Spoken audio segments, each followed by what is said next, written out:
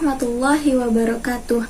Kembali lagi bersama saya Nurdianti Ramadhani, mahasiswi Fakultas Ekonomi dan Bisnis Program Studi Manajemen Universitas Islam Syekh Yusuf Tangerang, di mana video ini diajukan untuk memenuhi tugas pertemuan ke-12 mata kuliah Pendidikan Pancasila yang diampu oleh Bapak Rizal Fahmi, BA-MPD, selaku dosen mata kuliah Pendidikan Pancasila.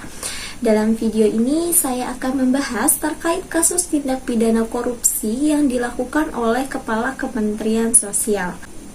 Beberapa waktu lalu kita dikejutkan dengan adanya berita mengenai tindak pidana korupsi yang dilakukan oleh Kepala Kementerian Sosial Juliari Peter Batubara.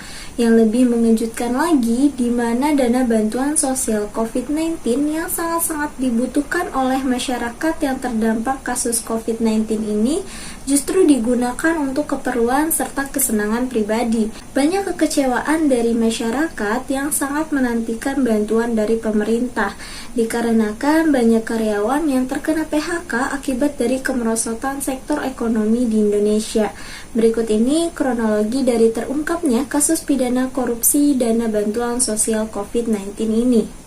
Kasus ini berawal dari melandanya pandemi COVID-19 di Indonesia sekitar bulan Maret tahun 2020. Banyak dari masyarakat yang kemudian terjangkit virus ini. Selain itu, pandemi ini juga berdampak pada sektor ekonomi di Indonesia, di mana banyak perusahaan-perusahaan yang kemudian mengambil keputusan untuk mem-PHK sebagian dari karyawannya. Dari permasalahan ini, Kementerian Sosial kemudian mengadakan program pemberian bantuan sosial untuk masyarakat kecil. Anggaran Kementerian Sosial tahun 2020 untuk program bantuan sosial COVID-19 ini berupa sembako sekitar 5,9 triliun rupiah dengan total 272 kontrak juga disalurkan dalam 2 periode. Juliari Peter Batubara menunjuk langsung 2 orang untuk menjadi pejabat pembuat komitmen. Kedua orang tersebut ialah Mateus Joko Santoso dan Adi Wahyono.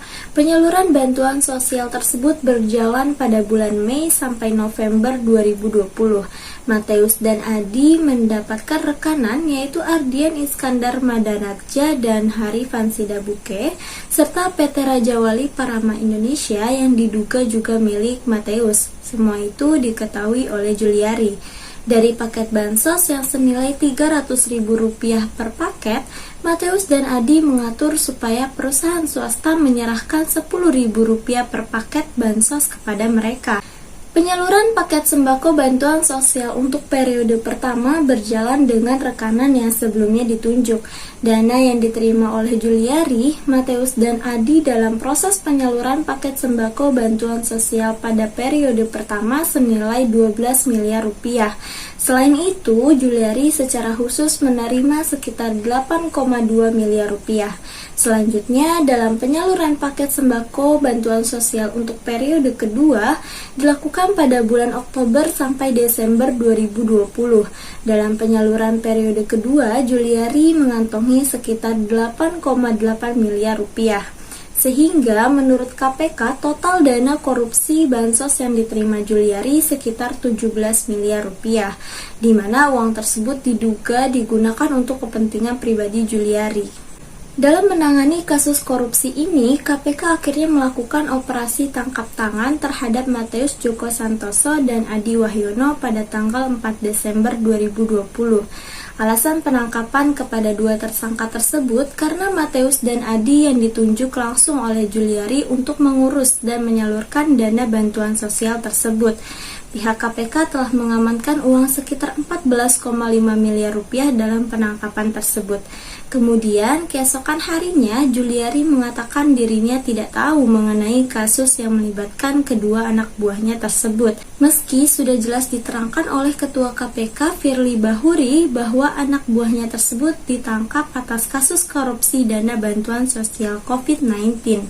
Pada akhirnya, KPK mengadakan konferensi pers yang dilaksanakan pada tanggal 5 Desember 2020. Dalam konferensi pers tersebut, KPK menetapkan 5 orang tersangka untuk kasus korupsi dana bantuan sosial tersebut. Kelima tersangka tersebut adalah Matius Djoko Santoso, Adi Wahyono, Ardian Iskandar Madanarja, dan Harifan Sidabuke selaku pemberi suap serta Juliari. Namun, Juliari tidak menghadiri putusan KPK tersebut, sehingga dengan terpaksa kemudian KPK memberikan ultimatum dan menghimbau agar Juliari bisa bertindak kooperatif dalam kasus ini. Juliari Peter Batubara akhirnya menyerahkan diri ke kantor KPK di Gedung Merah Putih pada tanggal 6 Desember 2020 sekitar pukul 2.55 waktu Indonesia Barat. Dalam kasus ini, Juliari disangkakan melanggar pasal 12 huruf B Undang-Undang Tindak Pidana Korupsi dengan ancaman pidana maksimal penjara seumur hidup atau paling banyak 20 tahun dan denda sebesar 1 miliar rupiah. Menurut KPK, total dana korupsi yang diterima Juliari mencapai 32,48 miliar rupiah.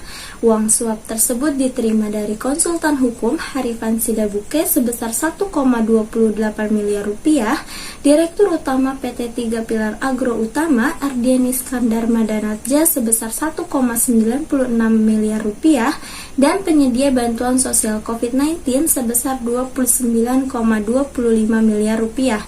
Dengan total yang diterima Juliari sebesar 32,48 miliar rupiah. Akan tetapi, jaksa penuntut umum dari KPK hanya menjatuhi tuntutan 11 tahun penjara dan denda 500 juta rupiah subsidi 6 bulan kurungan, dan juga dituntut membayar uang pengganti sebesar 14,5 miliar rupiah, serta hak politik untuk dipilih dicabut selama 4 tahun. Selama menjalani proses hukum di KPK maupun di pengadilan, Juliari sekalipun tidak pernah meminta maaf kepada rakyat yang merupakan korban dari tindak korupsinya tersebut. Bahkan dalam sidang pledoi, Juliari menyatakan sangat menderita dan ingin dibebaskan. Ia juga membawa keluarga sebagai alasan kepada majelis hakim agar membebaskan dirinya. Akhirnya pada tanggal 23 Agustus 2021, Majelis Hakim Pengadilan Tindak Pidana Korupsi Jakarta Pusat memberikan vonis akhir kepada Juliari hukuman penjara 12 tahun dan denda 500 juta subsidi 6 bulan kurungan, dan dituntut membayar uang pengganti sebesar 14,5 miliar rupiah, subsidi 2 tahun penjara, dan juga pencabutan hak politik berupa dipilih dalam jabatan selama 4 tahun. Sedangkan Harifan Sidabuke dan Direktur Utama PT 3 Pilar Agro Utama Ardian Iskandar Madanarja dituntut masing-masing 4 tahun penjara. Hasil putusan hakim terhadap vonis kepada Juliari memunculkan berbagai spekulasi, di mana diketahui korban dalam kasus korupsi dana bantuan sosial COVID-19 ini yang merupakan masyarakat kecil sangatlah dirugikan. Bagaimana bisa hakim tidak memberikan hukuman maksimal kepada Juliari? Bahkan menurut peneliti Indonesia Corruption Watch (ICW), tuntutan pembayaran pidana tambahan uang pengganti sebesar 14,5 miliar rupiah dinilai sangat jauh dikarenakan besaran tersebut kurang dari 50% dari total suap yang diterima Juliari Peter Batubara, yaitu sebanyak 32,48 miliar rupiah.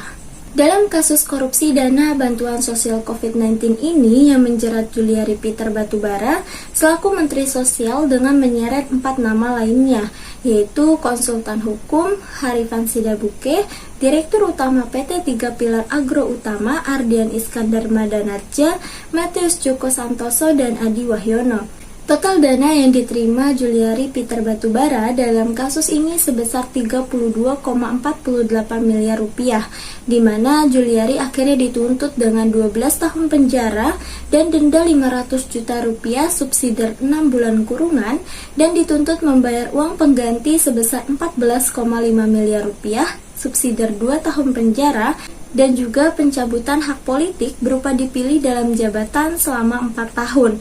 Juliari disangkakan melanggar pasal 12 huruf B Undang-Undang Tindak Pidana Korupsi dengan ancaman pidana maksimal penjara seumur hidup atau paling banyak 20 tahun dan denda sebesar 1 miliar rupiah. Kasus korupsi ini bisa terjadi dikarenakan lemahnya pengawasan internal dari pemerintah terhadap penyaluran dana bantuan sosial tersebut, serta kurangnya edukasi pemerintah kepada masyarakat tentang besaran atau apa saja yang diterima dari bantuan sosial tersebut. Saran dari saya untuk menghindari terjadinya kasus serupa yaitu dengan memberikan edukasi kepada masyarakat terkait besaran atau apa saja dari setiap bantuan sosial yang diterima, memberikan hukuman yang tegas kepada para tindak pidana korupsi, dan memperkuat penegakan hukum, kedisiplinan, dan pengawasan yang baik serta benar dalam penyaluran bantuan sosial. Sekian dari saya. Wassalamualaikum warahmatullahi wabarakatuh.